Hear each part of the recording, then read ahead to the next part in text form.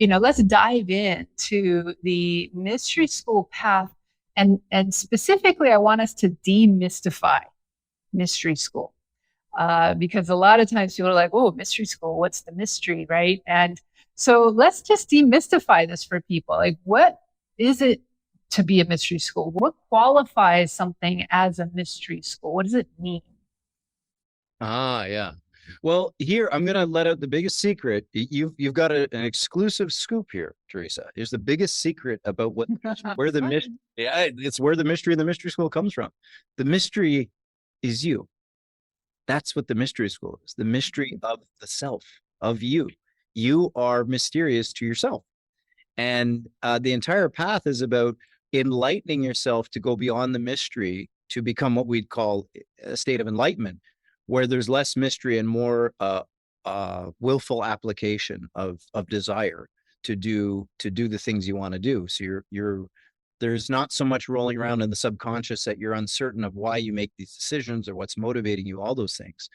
So I would put it this way. The easiest way to demystify a mystery school is to make it really simple. The wisdom and teachings in the school have to serve you. If they don't, they're pointless. And for me, the rest doesn't matter. You could tell me that there are 10,000 angels that dance on the head of a pin. And I'll be like, okay. And how does that help me? Well, I just need you to know that's not really relevant to me. You need to give me something that I can apply in my life. And that's where I see, especially for me as a sovereign Ipsissimus, the things that I teach are things that you can walk out of the room with and say, if I use this today, it's going to benefit me. Now, some of those things are you might need to have time to experience them. It's not something you can do instantaneously. It's time in that creates the experience. And you realize if I do it this way, after a few months or sometimes a few years, I realize, he was right. Yes, the teaching was right. It does work this way. It's not always abundantly easy to discern. But in time, you come to realize that the wisdom inside of it is so applicable to life, so applicable to life.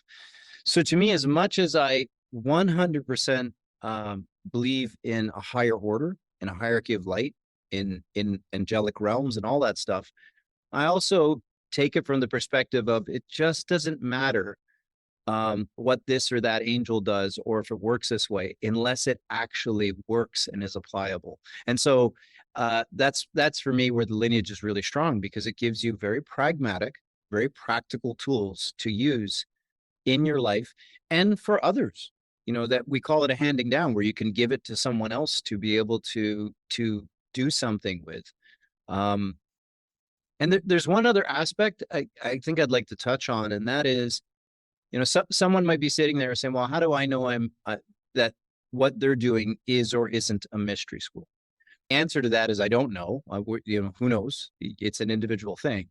But what I can tell you is this: if something is of God, then it is for all people, and it has always been for all people at all times. And never should it promote hatred or a negative state.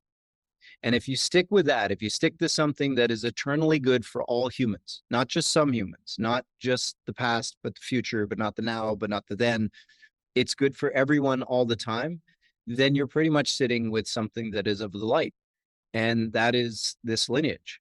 This lineage accepts everyone, no matter who you are, and is willing to offer wisdom and support for you to make decisions about your own life, and never for someone else to make those decisions for you, because that's what real empowerment is: having the power to make your own choices and applying your own free will.